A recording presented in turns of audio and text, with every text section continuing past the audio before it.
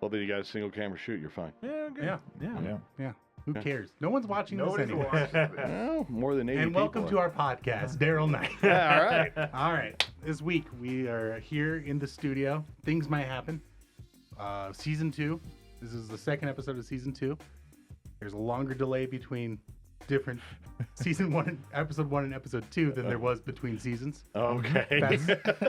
No one asked us to do seasons, by the way. Oh, I got you. We were just like, Just well, said so. yeah. Well, we had a second Singelis on there, so Yeah. we had to, delineate that. As always, I am your host, Tyler Corbine, the maestro of comedy. Yes. Some might say the Pagliacci Is that because you're so sad all the time? of stand-up comedy of the Black Hills, age 32 to 35, Jesus. age range, Native American ethnicity. That's all the same category. Yeah, I got you. It's a On my very left, narrow demo.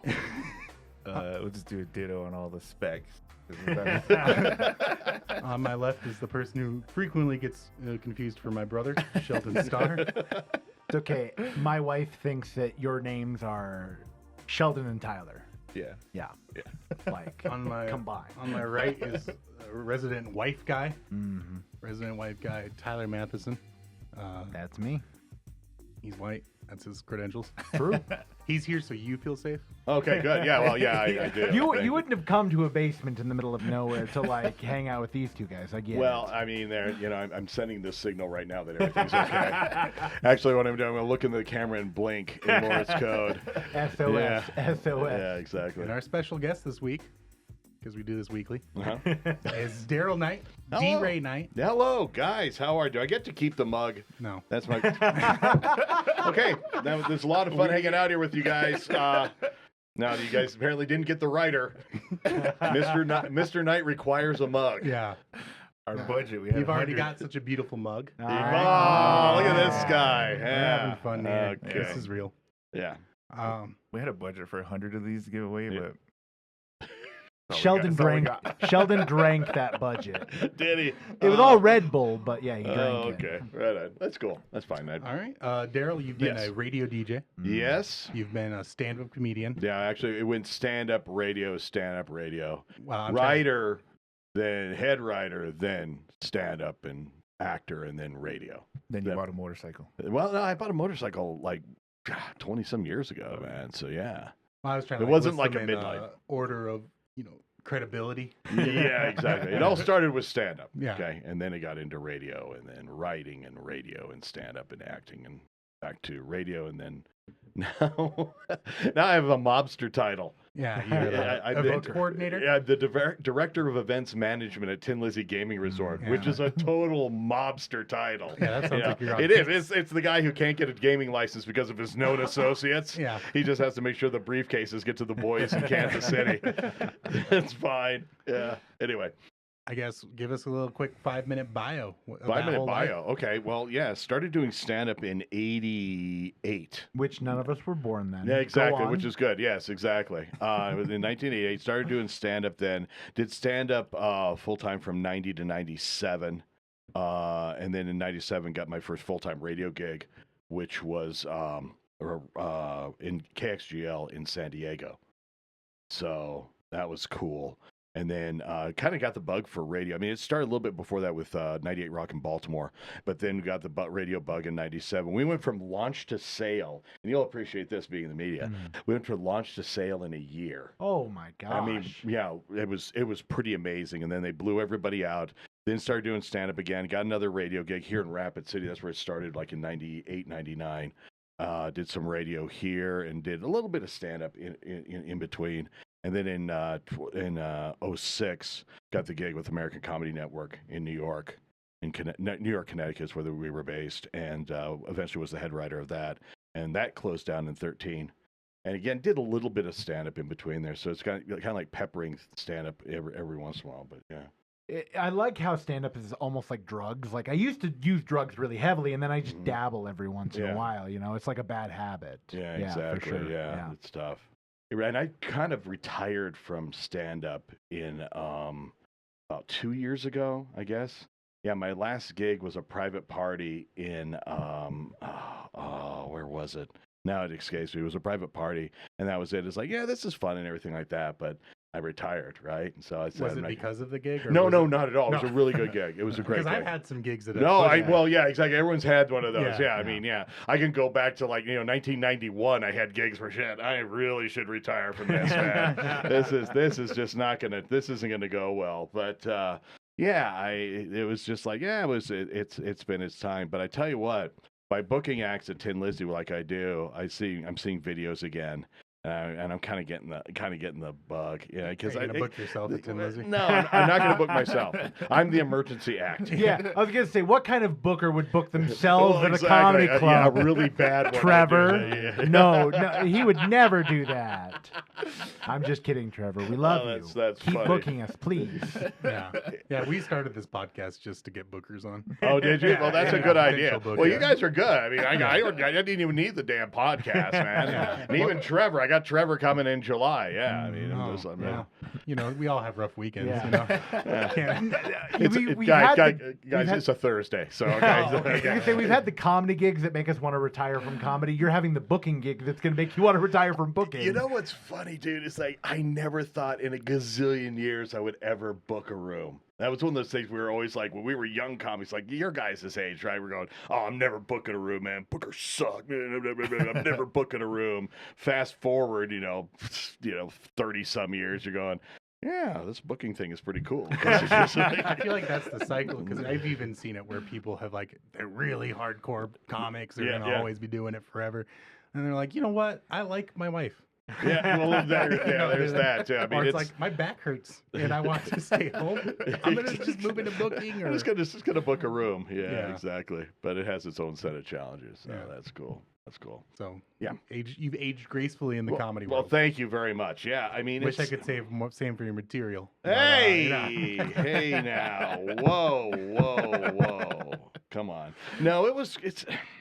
Looking back on everything, it was just so cool. I got to work with so many great people and famous people with much better careers than I ever had. Because we started out in Baltimore, Washington, and that's back in the late 80s, early 90s. And, Patton Oswalt is a buddy of mine from back in the day, Blanca Patch, David Chappelle, all those guys. I got to see David when he was 16 years old doing stand-up. I mean, when he, literally his mom had to go with him to the gig, so he'd be able to perform there. And I always describe it. I was describing it to a friend of mine over the weekend. It's like, they talk about the it factor. It's the only time in my life I've ever seen somebody that had the it factor. And you just knew it. You said, this kid is going to be famous. Yeah. You just knew it. Well, I would know it too at the time, because I'd be like, well, his name's Dave Chappelle. So but this is I've seen several of his specials. Well, exactly. But I mean, it's just like, he just, with the second you get on stage, especially at such a young age, 16, 17, 18, you're just going, whoa. Yeah. Whoa. He's always been that good. Yeah. Yeah, he always has been that good. That makes sense. Yeah, it was wild. Yeah. So, how long were you in New York for? I was in New York for about 10 years. 10 years? About, yeah. From 06 to 16. Yeah, I mean, I was in Connecticut for the first year, so let's call it 9. Yeah. But Well, whenever people say they're in New York, they usually mean New Jersey. No, actually, I was bridge and tunnel. I was in Astoria, but I was in a borough. Okay. So so it does count. Yeah. And I do refer to it as the city. Yeah, I caught myself a couple of times. That's bad. Yeah, don't call it. Yeah, people bust my chops over that one. The city. Yeah, we know you were in the city. Yeah. I get my chops busted for saying the Springs. The Springs, yeah. Yeah, and I wasn't even in. I was 40 minutes out, but it's sounds better to say the Springs than Pueblo. Yeah, exactly. Which I'm told I also pronounce wrong. Oh, do you? Pueblo? I don't know. Pueblo. I can't remember which one's the white one. Trust me, it's Pueblo's the white one. Okay, so why? Because I'm white. That's why. Yeah, which one comes naturally? Which comes naturally to me. Yeah. That's what I'm not. When I speak white, it's Pueblo. Yeah. Yeah, that's when I'm breaking into white English. Great. Oh man, this will be a great podcast. There you go. When you were in New York, you were on SVU, Law and Order SVU. Yeah, I was on Law. Yeah, I did get a Law and Order. That was after American Comedy Network was why I came out there. And what we did at American Comedy Network, we wrote short form primary audio comedy for radio morning shows. Yeah. So basically, we took small and medium market morning shows and made them sound big because we had this big writing staff. We had awesome producers, great voice people, so we could do some really, really quality stuff. And we did that, like I said, from 06 to 13. And that's when Westwood One closed us down because we were too expensive. Bottom line, I mean, we were a brick and mortar. Yeah. I mean, we were just costing them too much. And so after that, in 13, I called my agent, a guy named Roger Paul in New York, and he'd been working with me for years. Okay, ever since I was really like in the 90s. I know this guy, and it's one of those guys you call up. He's like, hey, when I came out there, said, hey, man, can you give me a couple of stand-up gigs? Yeah, sure, I'll get you that for you, whatever. Well, yeah, Roger's got, and this guy is right out of Central Casting as a New York agent, okay? He's got the accent and everything. It's really, it's tremendous. It's absolutely tremendous. So I call up Roger, and Roger, hey, how you doing? And I'm like, hey, but, this gig is over with. Can you give me some stand-up? He goes, hey, you ever think about acting? I said, no, not really. I've never acted before. Hey, you don't look like a New Yorker. I can get you work. And damned if he didn't. I mean, I got a lot of cops. I got a lot of, for a while there, I was getting like 2 or 3 shows. I did a lot of these like, investigation discovery, like reenactment shows. That's where you start out, right? Yeah. Because they're non-union and they don't pay that great. And you usually don't have like lines or anything. You're just you like don't. moving No, around, you right? don't. Yeah, exactly. You don't do any of that stuff. You do a lot of, and also the historical reenactments too. You do those as well, where there's not a lot of lines, where they just tell you to improv them. This is where you need to go. Just do something. You improv the Gettysburg Address. yeah, exactly. I'll take a shot at it. Yeah, 60 years ago. No, it's 407.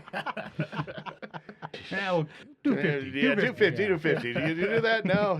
407. How tough is it on you there? Yeah. But, so like the investigation discovery, is that like true crime? Yeah, the true reenactment? crime shows. So yeah, like, exactly. were you? How often were you the murderer versus? I the was victim? never the murderer. I was a cop a lot. Okay. All right. Yeah, You got cop energy. I got cop energy. I've been told that ever since I was like young. Yeah. You've got cop energy. You've never been able to buy drugs. No, I really haven't. No, I had him buy it for me. He goes, "Who's the narc?" No, seriously. Is it Martin Mull over there? Is that the narc or no? Okay. All right. Well, that's our things might happen bingo card.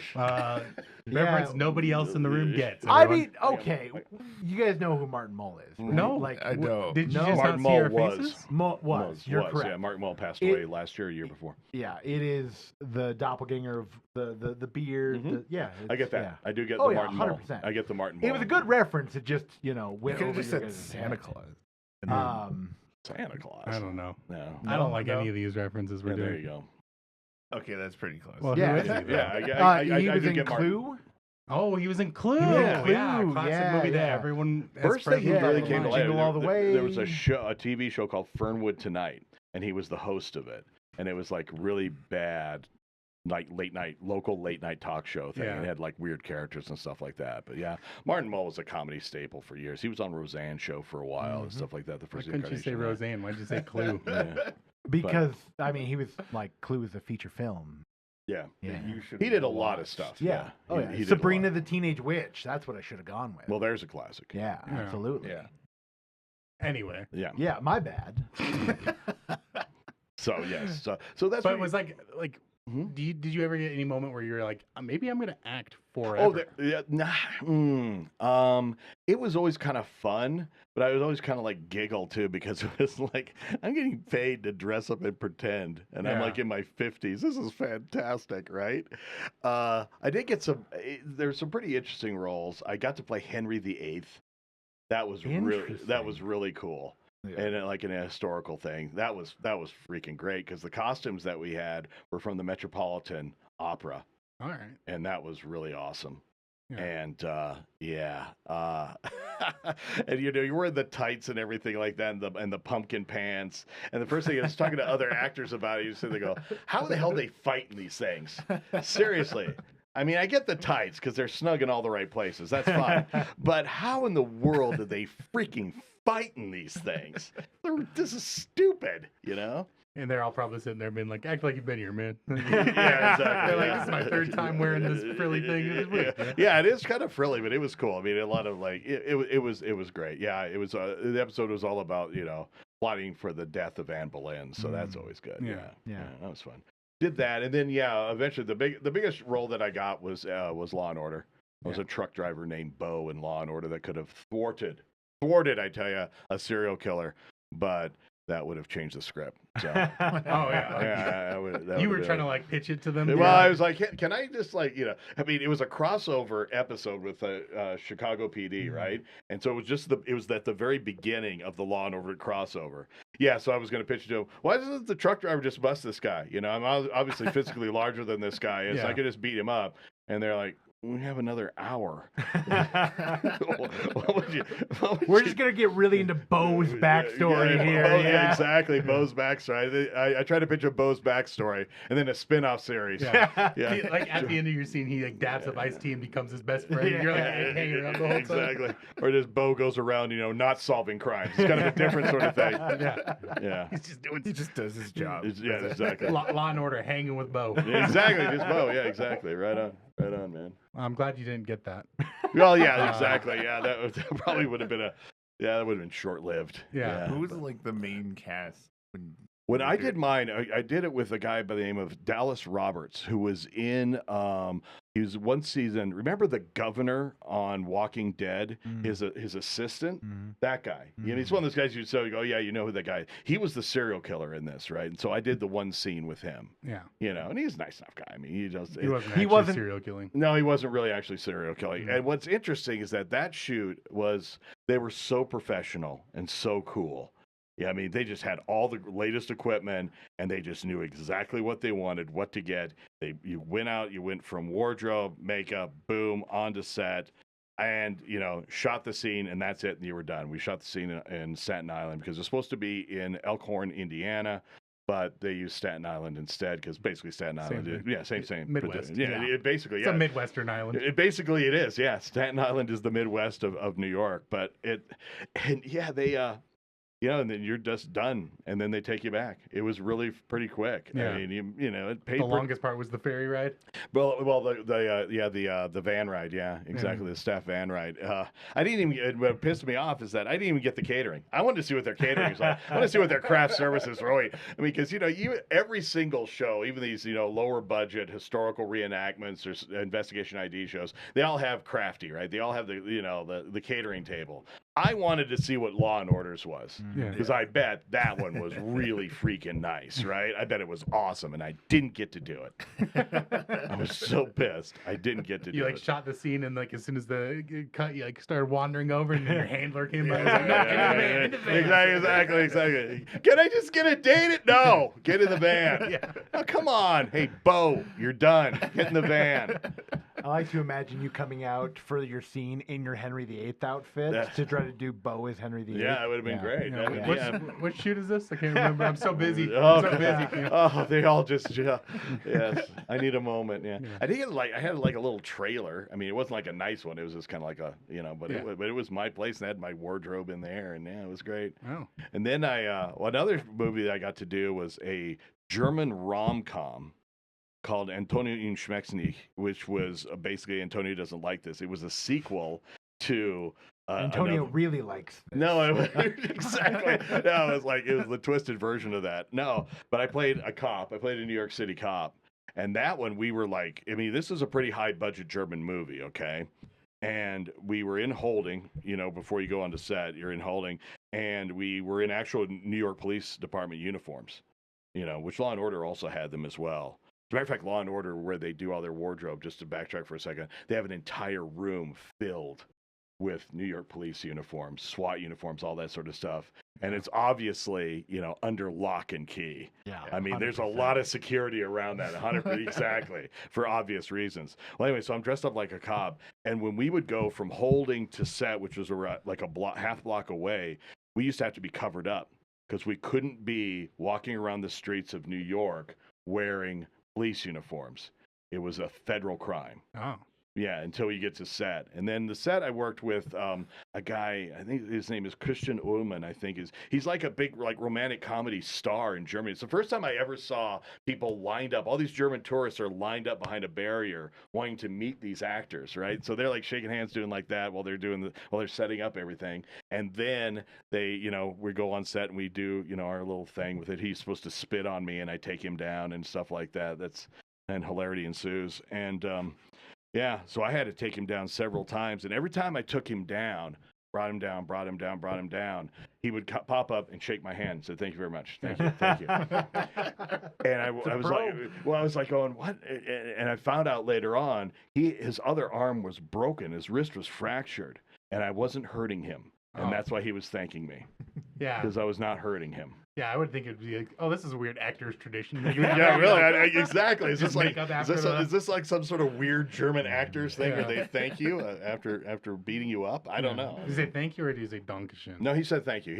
He spoke some English. Maria, I can't remember her last name, who was his wife in this, his pregnant wife in this, she spoke perfect non-accent English. Oh. And she was German. And I asked her, I said, she says it takes me about 2 days of being in the U.S. and I can go accent free. I'm like, holy shit, that's good. I wish I had that. Yeah, no shit. I was like, wow, that's good. Yeah, that's like really, really good. Yeah, my accent's pretty weird. It's horrible. I hate it. But yeah, cool. Sergeant Hobbs. I found the IMDb. Yeah, Sergeant Hobbs. Look at this guy. He's doing the research on Well, that's I why was he has Sergeant the computer. Hobbs in that. Yeah. If we give him the computer, he doesn't talk so much. Yeah, that's true. So then, Yeah, that's good. Yeah. He's fact checking. Yeah. Yeah. There's actually a meme of me as well. No, Antonio. that's another. In Schmecksneak. That's a different thing. Nicked is night. Nicked means night. No, it means no. Oh, okay. That's pretty. It's close though. Yeah, but yeah, There's a meme of you. There's a meme somewhere out there of this guy Ullman spitting on me. Yeah, yeah. Interesting. So yeah, I've never seen it. I've never seen the movie. Yeah.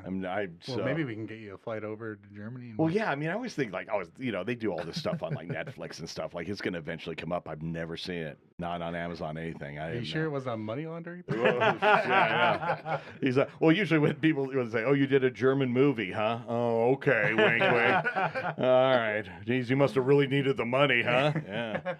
Dude, what's the best gig you ever did? Well, back really when I first started out, Patton was at William and Mary University, and his fraternity would do a charity gig every year. And so there was like 1,500 people in this charity gig, and we would do that. And there's a bunch of us from Baltimore. We were all young, all of us doing like 15 minutes. And then that was a really cool gig because they were just engrossed in that. Some other ones, I mean, you did like great gigs. Like there's all these really good clubs on the East Coast. There's one legendary one in Raleigh, North Carolina called Charlie Goodnights. Yep. And Goodnights was always a great time. I mean, you always did like great gigs like that. Yeah, those were always really, really fun. Yeah. So, and mainly, I mean, the things I remember are the guys that I worked with. I got to work with, well, actually, I didn't work with him, but I saw mid-career Bill Hicks. I got to meet Hicks. I have a great Hicks story. Okay. Let's hear it. There was a club in Baltimore. It was when I was first starting out. I mean, my first year in. 2 clubs in Baltimore. One's called the Comedy Factory Outlet. Across the street was the Charm City Comedy Club. And Comedy Factory Outlet, they hired as their floor staff comics. And the thing was that you worked there at the club, but you also every few weeks got to be on the bill. They called it Bucky Yuck, 6 comics, $6. Okay. So you were always like every few weeks you were on the bill, right? Yeah. On top of doing that. So after a show, Blankapatch and it says, "Hey man, Bill Hicks is over at Charm City. Let's go catch his last set." Because at that time they were doing 3 shows Saturdays. It was like the midnight show. And I'd heard of this guy, but never seen him before. And of course it's Bill Hicks. And he's fantastic. Well, at the end of the show, apparently the owners of Charm City got into a dispute with the owners of the building, and the building wanted them out. And so the owner of Charm City goes, "Hey, man, you guys help us out here, man. We need to get this sound system out of here." So, okay, yeah, we'll help you out, man. We got to get this shit out of here. Breaking down the comedy Breaking down the comedy club, exactly. Out the back fire escape, okay? We couldn't go through the front door. So I had the honor of carrying out a PA speaker down a fire escape with Bill Hicks, because Hicks was helping out too. So he's got the top end of it. I got the lower end of it. I'm backing down this fire escape, and Hicks says to me, "Well, this is a first for me. How about you?" Yeah, it's so crazy to listen to so many comedy stories because like you always think like I've heard basically every variant of every story, and then everyone has one that's like, nope, that one's a little different. That was exactly. So then afterwards we went to Fells Point and had pizza and got to hang out with him, and it was very cool. Yeah. That's very cool, man. I expected that to turn into, and that's the time that we robbed a comedy club. Like, stole their PA system. No, it was so weird. It's like, yeah, okay. Another buddy of ours was waiting. We had a station wagon, so we had to call up so and so. This is before cell phones. Someone went to a payphone to call up Mark Voice to bring his station wagon so we get the speakers out of there. And then we all had pizza and hung out with Bill Hicks for an evening, which was, geez, the guy was. I got to see him a few times after that. And hung out and chatted with him a little bit, but he was just, he was one of those. I saw him in Philadelphia, the Funny Bone in Philadelphia, a few years later, and people in Philly just weren't getting him. But in the back, 2 rows deep of comics sitting there watching him, just laughing hysterically. Yeah. Talk about playing to the, he was playing to the back of the room. Yeah, he was totally. He just realized he's not getting the crowd. He was getting, 10 minutes in, he's like, nope. Mm-hmm, yeah, exactly. But I could tell a lot of comic stories if you want. Yeah. You got a couple of good ones. Okay, let's see. I have the Comedy Factory outlet. Back, this would have been maybe 1989, 90, probably maybe 91. CFO said they're working. We're doing open mics on Thursday. It was a Friday Saturday club. Thursday night open mics. Barry Levinson was shooting the movie Avalon in Baltimore. Okay. And so there was a bunch of the actors from Avalon were there, so they were all in there, right? Yeah. And they would come to the open mics, and they would perform, and some of them and stuff like that were comics and things like that. And then one Saturday night, because Barry Levinson, Avalon was after Good Morning Vietnam. The one Saturday night, they said Robin Williams is coming in. He's in town to visit Barry. Yeah. He wants to do some time. Yeah. So I was emceeing that show. And it was absolutely amazing. Yeah, so we already had like an hour and a half show. Yeah. And then what's the name of the actor? He was a really good impressionist. Can't think of his name. His name now escapes me. He was an actor. Oh, gosh. Anyway. Jim Carrey. No, it wasn't Jim Carrey. It was, anyway. I'm so sorry. I can't remember. Okay, do you remember what he was in? He was in Avalon. Yeah. Hey, Hank Azaria? I got you. No. Fact checker, check that out while we're talking. By the way, he's an impressionist. He does like 15, 20 minutes. Yeah. And then he brings on Robin Williams. And these people have already been there for an hour and a half. It's a packed room. It's literally at the end of the show. It's literally at the end of the show. And they bring on Robin Williams, and the people go freaking ballistic. Yeah.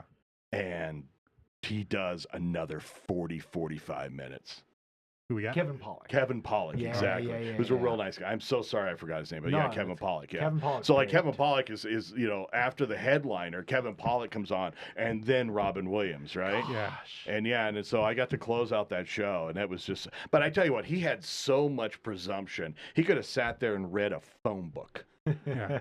and people would have laughed. Yeah. I mean, it was Robin Williams, right? At the 90-minute mark, a lot of times I'm like, my seat's kind of uncomfortable. I'm pretty ready to go, whatever. But if you throw Robin Williams on, I'm like, these people paid $6 to see a really good show, right? With a good local, headliner, regional headliner. Kevin Pollak and Robin Williams for $6 freaking dollars. Yeah, okay, that's insane. so that's what's pretty parking good. cost? Well, exactly. Parking was more More than $6. More than $6. Yeah, but that was an amazing. Yeah, it was just an amazing show, and he was very nice, and people wanted to meet him and talk to him. And so we're also, as floor staff, we're supposed to kind of like, we're like, hey, do you want to? And he's like, nope, this is part of the gig.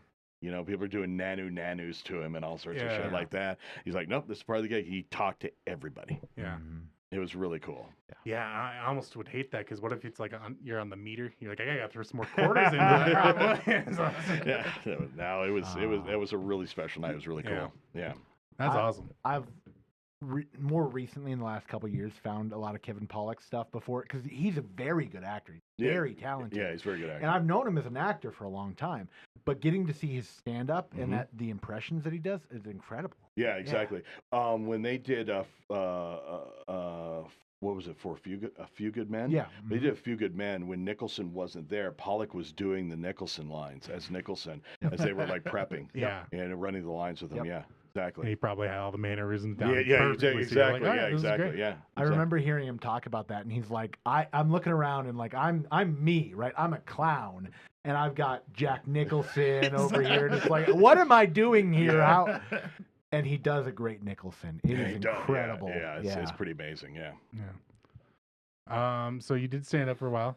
Mm-hmm. Obviously, did quite well. I did okay. Well, I mean, never you like lived off of it. Well, right? lived off of it. Yeah, but well, I mean, you lived off of it when everyone could do that. Well, yeah, it was pretty meager. You ended, or 97 was when you stopped being full time. Full time 97. Yeah, well, that's when I went into radio. So yeah. were you the reason the comedy boom died?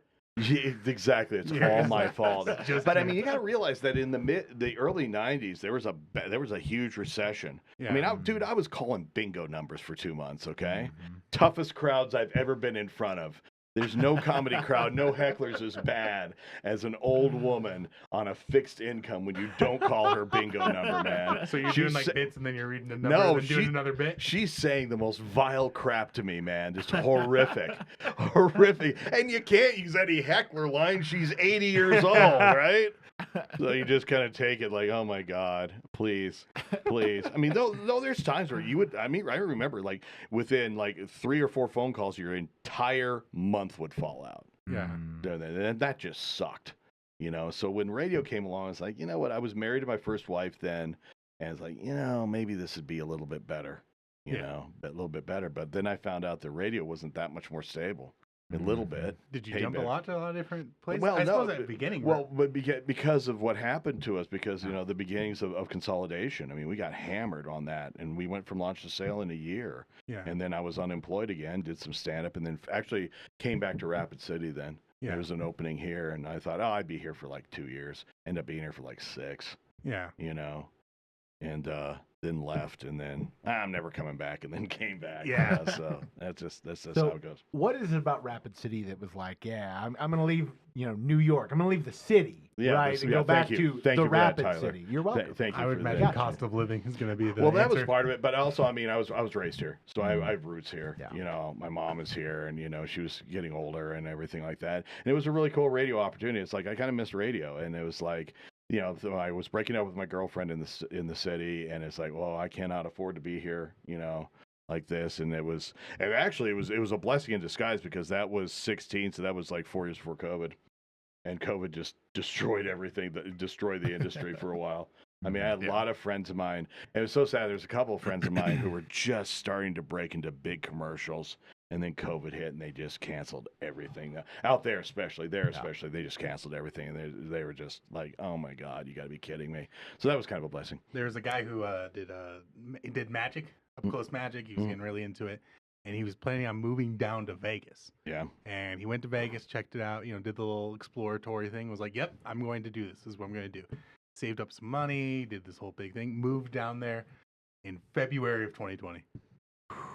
Literally weeks before everything just shut down. And then, of course, Vegas died. Yeah, exactly. Everything did, So, for a while. Yeah. Now he lives here. So. Yeah, well, Well, and he built a business up. Well, cool. Shout out Fitting Meals, Dalton Kasubi. Awesome dude. Yeah, cool.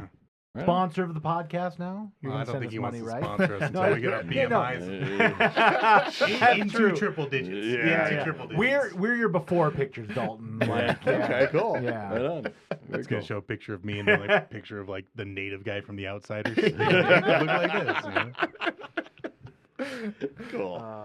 Now you're an event coordinator at Tin Lizzie. No, I'm the director of event management. Sorry, I can't I'm a remember booker. the fate I'm behind a you. booker, okay? Director of event management. Yes, exactly. And you can't. Like, do you have a big business card long enough to? I have a business card. I think it does. Does it have, or does it just say event? The shorthand for it is event manager. Yeah. But it's technically director of event management. Yeah.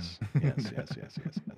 So does one of them pay better than the other? Oh yeah. Yeah, it pays better. It's longer hours. It's more because it is a casino. There are rules, Smokey. This isn't Nom. You know, I mean, there's like There are rules. There are rules. Yeah, they're very there are rules to things. But You just booked me. Well, I mean, not with you guys. I mean, you know, but I'm sure the rule is we have to have it kind of entertaining so people come to it, but not so entertaining that they won't want to like leave and go gamble. Well, right? that's it exactly. Yeah, that's why you guys are perfect. Should I just do a bunch of stuff where I just like make fun of roulette? Yeah, He's sure. like, Go ahead. You ever play blackjack? Fucking no. People start running and freak me off stage. Exactly. It's rigged. This is rigged. It's all rigged. Yeah. Oh no! Get him off now. Promise me you'll go home and love your wife. Don't gamble. Exactly. Lives they've ruined. No, nothing like that. Kevin, you need to pay your mortgage. Yeah. Did you have to work with anybody like really difficult? No, not No, yet. Not not yet. yet. Yeah. It's weird though because being on this end of it, you're dealing with like budgets, and you find out how needy you guys are. Notice I say you guys now. Yeah. How needy. Yeah. Oh my God. Okay. Yeah. No, you're fine. You're fine. Nah, you get.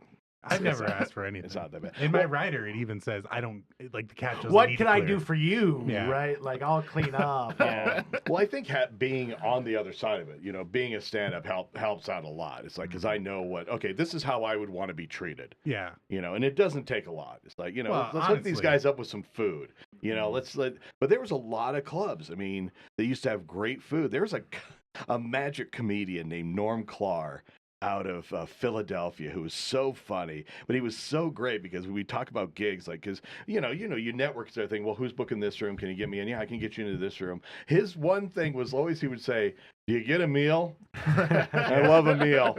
I just want to make sure that along with they pay well and I get a meal. I want food. And it's like, yeah. Listen, I've done a lot of gigs where that was the only thing. Yeah, Thank exactly. God they had chicken tenders. So That's so I funny. can go back in my car and eat chicken tenders. But there was a and, time in pass out. in the mid '90s where like all these clubs, Charlie Goodnight's was one of them, that used to have great food and it was free. Yeah. Drinks free. Yeah. Boom, no more. They clamped that shit down. Yeah. They did, and Yeah. What's the best? Did you ever get like a lobster roll? No, nothing like that. You never No, I'm got a allergic big to old them. T-bone steak? Yeah, there was a couple places that would hook you up, but I would never eat before shows. I can't eat before shows. Exactly. Yeah. So you know what I mean. I can't eat before shows. At the park, Yeah. me and Madison did some shows there, and they had like the full buffet outside. Yeah. And then in the green room, a little like buffet with like With the stuff on it. yeah, everything. that's So it had nice. like prime rib, Oh, crab nice. legs, Yeah, like yeah. full Man, out. I gotta- Like we were with Michael Winslow. This was not Okay. us, right? Yeah, this yeah, was Michael yeah, yeah, Winslow. gotcha, that they were gotcha. taking care You know of. what's interesting? They've never allowed me to be booked at the park. Really? Yeah, they have them. These two. No, the Those one time two, yeah. the one time I mentioned both of you, you were gone and you were doing something else. So Yeah, I'm working at places where I get a hamburger steak out of the trash can. Yeah. Some cheese, crackers, and fruit. They call it charcuterie. Yeah. It's charcuterie, Tyler. Yeah. Charcuterie. The charcuterie boards that you guys had for me, that was and good. Yeah, and you. Well, yeah, he kind of barged in. So I was like, if anybody wants to come up with me to New Year's, but it's like New Year's. well, so that was Kazada. That was New Year's Kazada. Yeah, he's gonna get But charcuterie. I walked in. There's like 3 different cheese boards. I'm like, how many fucking people? Yeah, that's true. Yeah, they went overboard with the charcuterie and People from the outside just started filtering in. They were like, "Hey, where is this? Where the thing is?" I was like, but take some cookies. Take some cookies." Yeah, I think next time you guys are there, there's no charcuterie. No, You get a gift bag. Yeah, I was looking at the spread and I was like, "This is more than I'm getting paid." yeah, But but yeah, I walked in there with him, right? And then I was like, oh, I really want a sugar-free Red Bull. And a person walked in there and I was like, hey, do you have sugar-free Red Bull? And she's like, I'm going to run upstairs and look. And I was like, okay. I wasn't even working that night. It was just... yeah, but no, then you listen, really. there's perks about being in my entourage. Well, exactly. It is entourage. Yeah, exactly. Yeah. They knew you were in his entourage. You're welcome, turtle. Yeah. No, again, all goes back to I want to be treated a certain way, you know. Yeah. And it's kind of odd because it's all new to Tin Lizzie. They've never done anything like this before, and so there are going to be growing pains and things like that. Yeah. And you do balance out between, and it's both a benefit and a hurdle, because the benefit is that it's not all on me. If the shows don't make a boatload of money, it's okay as long as they're gambling. Yeah. But on the same token, it's like, well, we want to get people in here. But they use, everyone has loved the shows. They didn't really like the opener on New Year's Eve. Yeah. But, That's a taste problem. That's a taste problem. well, that They was, had taste. That was Yeah. the problem. we had to issue some refunds. Yeah. as I remember. That's on you. You should have. Yeah, right. Who booked this? Yeah. Who's the asshole who booked this guy? Yeah. No, he did great. I mean, in all seriousness, and I know. like it's really. It's really but the part of it is that it's cool is because you can put on these shows and they're very supportive of it Yeah. because they see what the potential is for it. So Well, that's yeah. good. You know, and I was thinking about it. I was like, their per ticket price, like what you expect, because every club has like a place. It's like, yeah. we're going to get this much off each person. by yeah. staying. You guys must be astronomical compared to most other places. Nah, I don't think so. No, you don't think so? I don't think so. I mean, I think we're pretty fair. You guys aren't making a bunch of money off people gambling. And Well, drinks hopefully. I mean, that's the name of the game. you don't care about that part. No. That's I not mean, your- well, I do care about it. I mean, It keeps him in a job. Well, exactly. I mean, I Yeah. do care about it. I mean, that's kind of the name of the game is that we're what to use the old term, the lost leader, basically. You know, we're something else going on there because everybody in Deadwood has table games and slot machines. What's going to differentiate you? You know, and that's what we're trying to do is differentiate. Well, things. there's not really much for events in the casinos. Exactly. Everyone's got a 2-piece band, a duo, or whatever. You know, everyone's got that. You know, we have trivia on Thursdays. We have karaoke every other Fridays, which are great. You know, but everybody's got that. We're the only place that's doing. I mean, the Grand will bring in a big name, but that's really rare. Yeah. You know, and so. We're kind of like trying to build that niche because we don't have the space really for a band, but we have a space that's good for comedy. Yeah, pretty much. Yeah, I mean that's it. A band, yeah, you really. You're not going to put a much. band down there, No. not in the gas fee. No, I mean, but we have the perfect space for comedy. Yeah.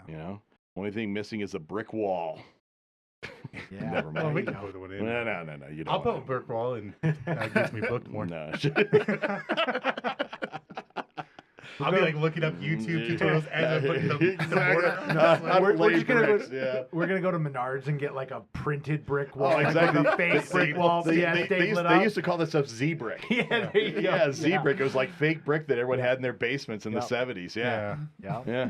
We'll just put some of that up, and then you got the best comedy club in Deadwood. Yeah, exactly. That's what we're looking for. Yeah. The best comedy club on that street. Exactly. The best comedy club, on that block. Yeah. There you go. Yeah. No, I don't know if there's many other places other than Deadwood Mountain Grand really doing No, they're extra not. events. They're Well, not and really, huh? They do like 2 comedians a year, Something maybe. like that. Yeah. Yeah, and they're like washed up people who aren't Jay even Leno, funny. You know what I mean? Yeah. Washed up. They've never booked like a hot up and coming person like Tyler Cormack. Yeah, they don't well, have the courage, They the guts. don't have the. Yeah. Every time I hire you, that's what it is. it's freaking courage, man. Do you think Doing I could do audiobooks. radio? You could do radio. Yeah. Hello, everybody. Thanks for listening to Classic Rock That's Hour. nothing. Oh my god, that's so. Next, we got bad. Sticks. We got Sticks. We got Stikes. Yeah. Okay. We got Sting and the police. Sting and the police. Yeah, your voice cracking, that really helps out a lot.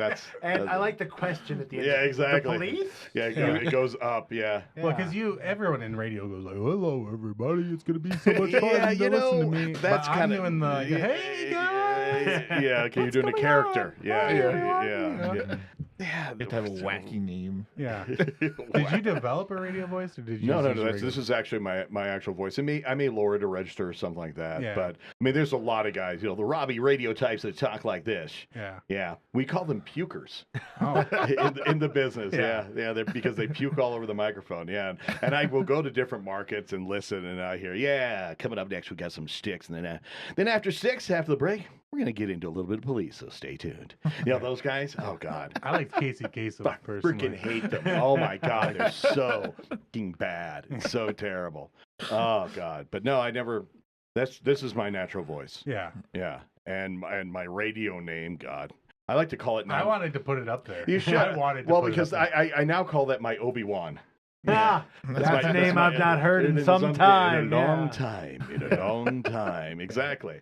D-Ray Knight, please book me. You're my only hope. Exactly. That was weird. He had this little. It wasn't really a robot. It was more like a garbage can. It was really weird. Yeah. The video. But yeah, I mean that's kind of how I feel about that's based on my real name. So Was that always? Did you always have D-Ray Knight? Yeah, That was because Darryl Knight we didn't think sounded right. on the air. We just said, this doesn't sound right. So I went, well, I'll just give my initial and my middle name, D-Ray Knight. Oh, raise your middle name. Yeah, raise my middle name. I thought maybe it was yeah, I've got just a serial killer name. Yeah, Darryl Ray Knight. Yeah, exactly. Well, I thought like 90s, like Sugar Ray. No. This is 1970s. Multi-state murder spree guy. Yeah, exactly. Not quite the gravitas of the presidential assassin. James Earl Ray. Yeah, Oh, I got. yeah, Well, fair. yeah, that was Martin Luther King. But yeah, exactly. Lee Harvey Oswald. Exactly. When you throw in the middle name, man, that's usually, somebody's in trouble. T. Pat Corbine. Yeah. Hey, everybody, it's T. Pat Corbine. We got the gorillas coming up for you. Hey, That is a wacky name. That is a wacky name. T-Pat in the morning. Yeah. On the mix, 94.1. You're unemployed right now. You'd probably make about the same if you went into radio. So I mean, I want to do radio. I think that'd be quite fun. It is fun. I want to do like the Howard you know Stern what? thing, It was though. really cool. I have to say that doing radio was fun, especially with what we did with ACM, because it's basically writing skits for radio. I mean, this is basically what they did in the 30s, but more high tech. Was it really tell just us about doing, what like, it was like the growing up filler in the bits? 30s. Oh, okay. Interview over. That's when the headphones come off. Yeah. That's why we don't let them have headphones. Exactly. Yeah. Then you feel compelled But to you know what I mean? throw It's like, them at the me. old time radio where you'd show those radio plays, and like how they actually had the Foley stage there. He's walking across gravel. This guy's got 2 sticks and shoes. He's breaking glass and stuff like that. Yeah. The only difference is we had all like digital sound effects, but we were basically, that's what you were doing. When you wrote the script for it and all the lines, you had sound effects, music and stuff like that. It was really cool. Yeah. So was your group basically, you were making all the stuff for Westwood, like all the skits that would go in between stuff? Basically what it is that we would have radio stations get our stuff basically through barter, which is trade, that sort of thing. Like we have national ads, and they would pick up so many national ads to get our service. Okay, and what we do is that we would write and produce about anywhere from 5 to 7 bits a day. Some were longer, some were shorter. We'd have song parodies, things like that. I mean, we put out a lot. How many of you were there? There was 3 of us and 2 producers. Coming up with 5 to 6 bits a day? Yeah, exactly. Yeah.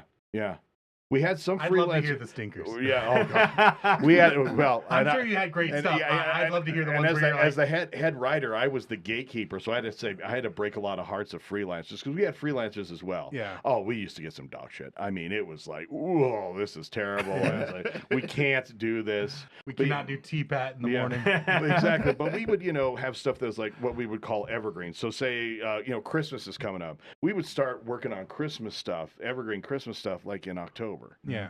So we would have it there. I mean, the things I learned working for ACN, they were awesome, man.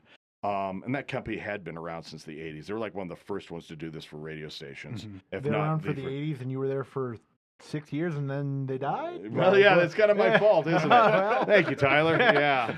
Comedy boom, Yeah. ACN. Kind of like, what was that sitcom star? Was it J.J. Bullock? The guy used to go... No, I'm like, what was the little kid on the Brady Bunch? What was it? Cousin Oliver? Yes, Yeah, I'm Cousin yeah. Oliver. Yeah, I show up and the show gets canceled. Yeah, that's exactly what happened. Cousin Oliver.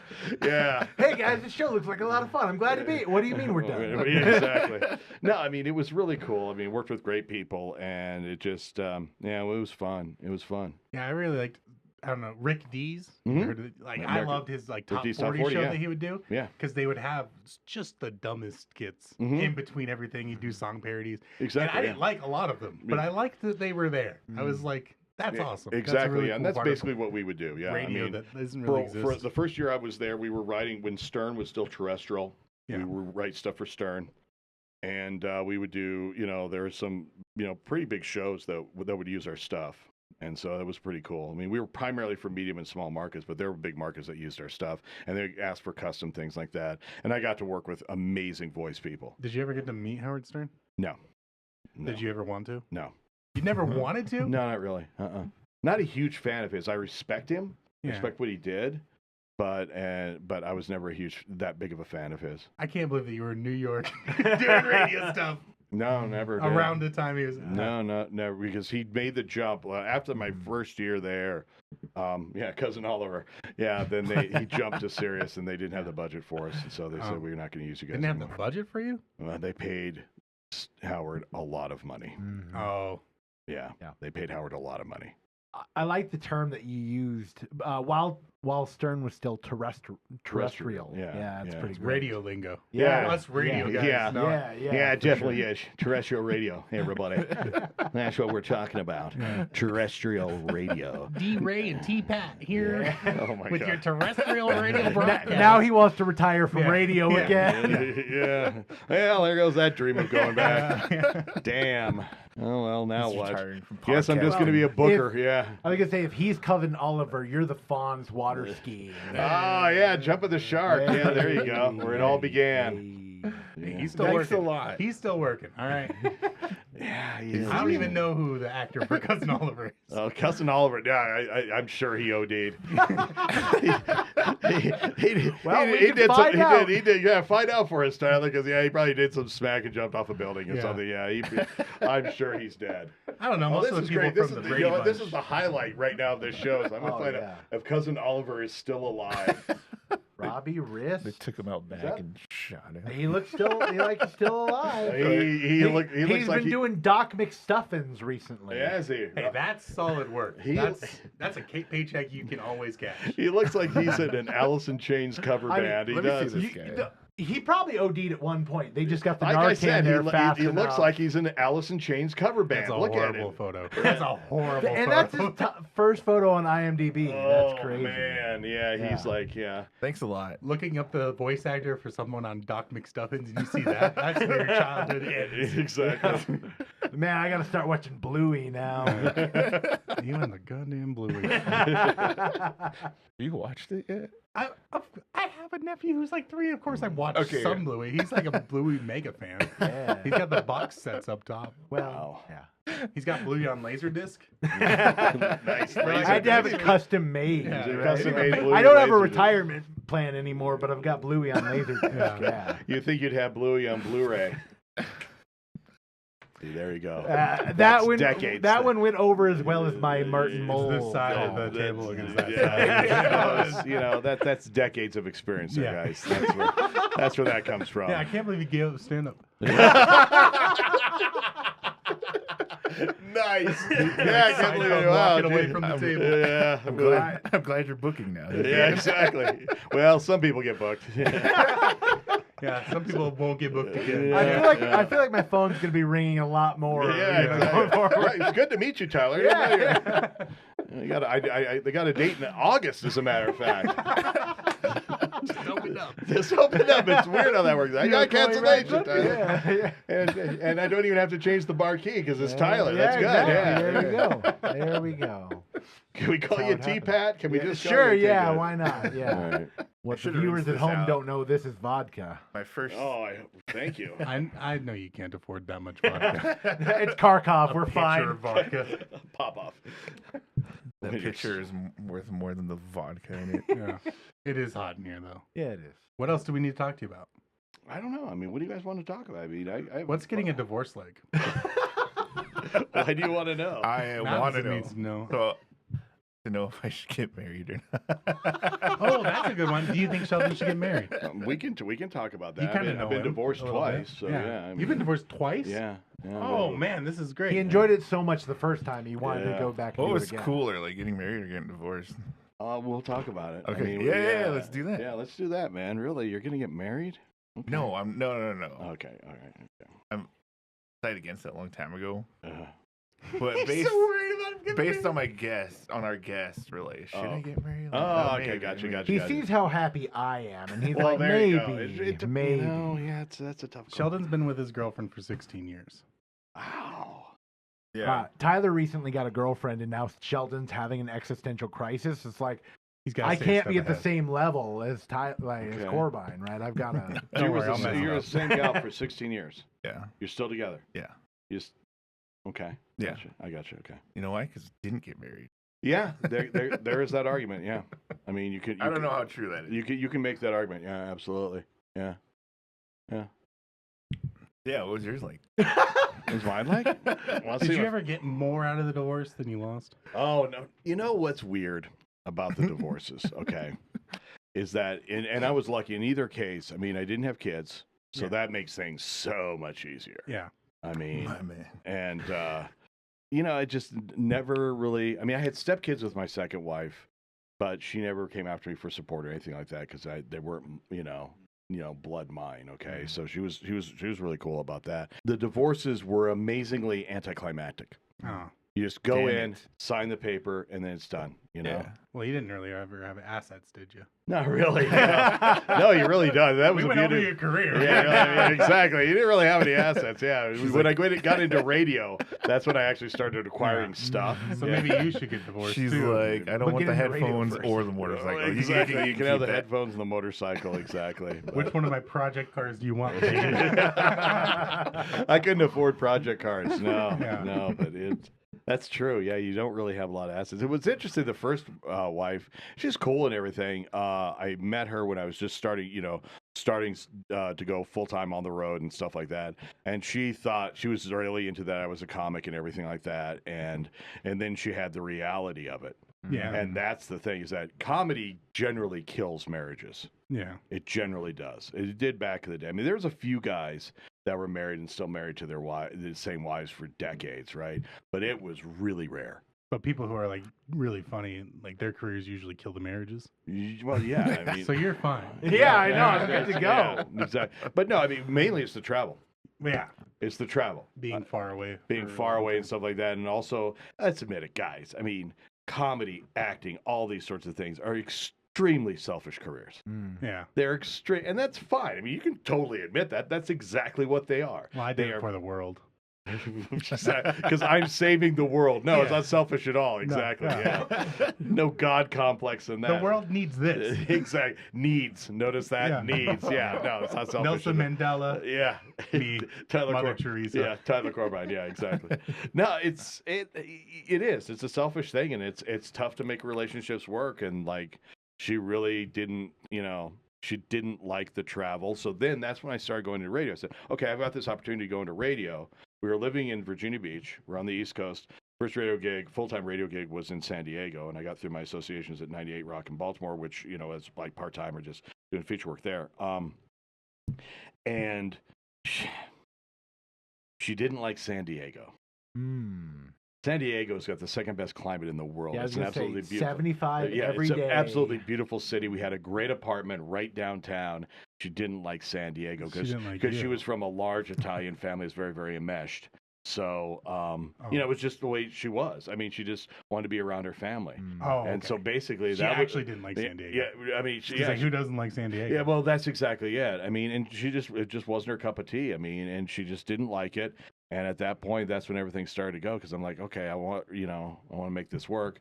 So then I had a radio gig in Rapid, and she, had nothing to. She really didn't like Rapid either. Again, because she was like, she's a northeastern Italian gal. This is not for her, and that's fine, and that's why that eventually, fell apart.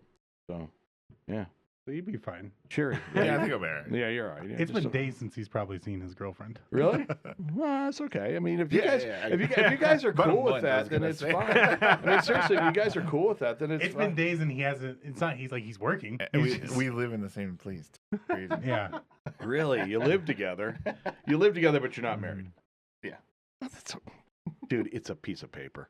Seriously. I mean, you can get bad. I mean, if you start acquiring assets, but you're a comedian, so you're not. Yeah. I like that the tone of his advice has changed the more he's learned. He's just like, don't get married. All right, well, it's a piece of paper. It's a piece of paper. I mean, it really is. Yeah. So that's really, I mean, it sounds terrible. I'm sure some people would be upset about the institution of marriage, but really, ultimately, it's a contract.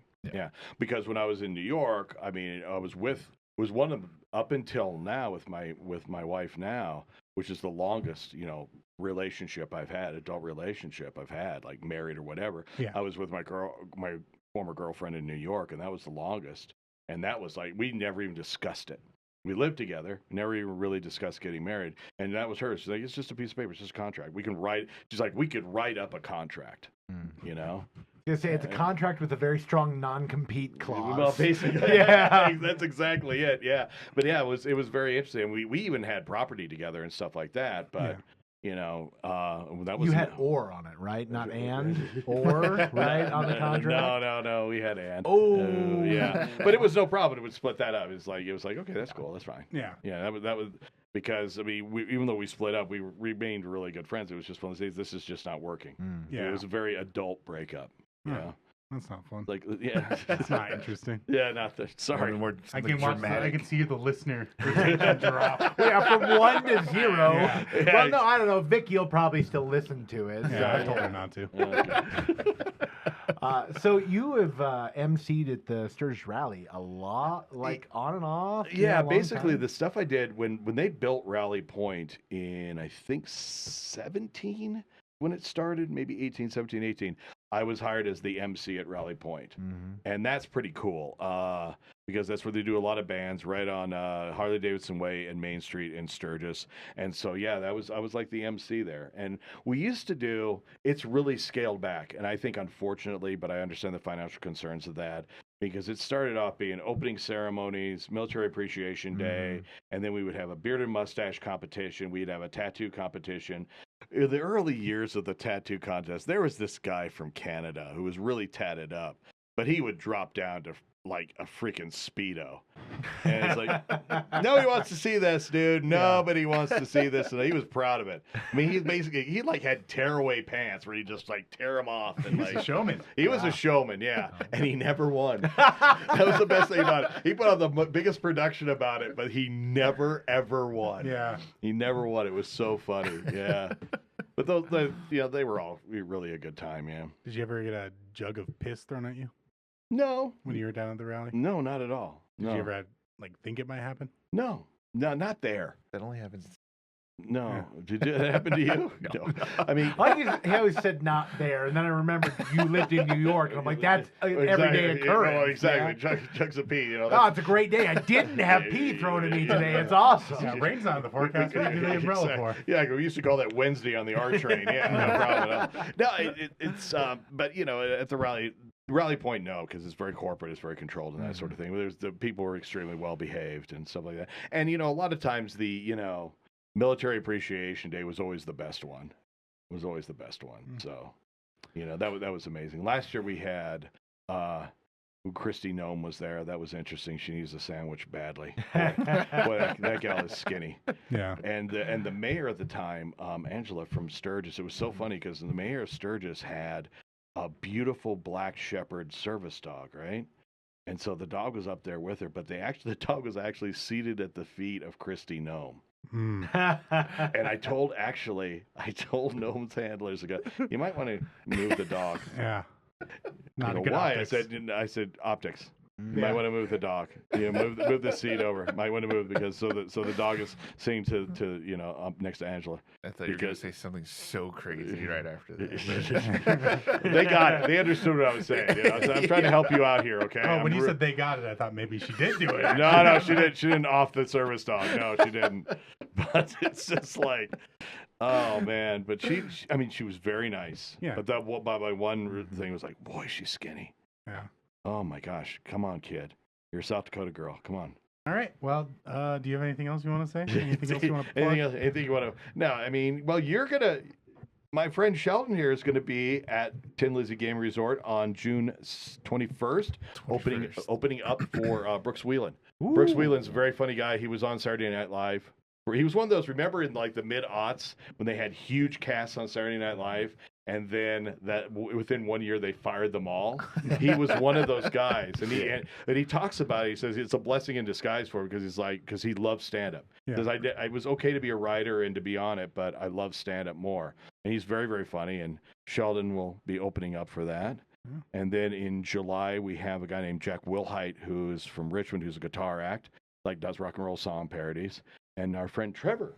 Going to be opening up on that one. And then in June, and then June 6th, poor fuckers.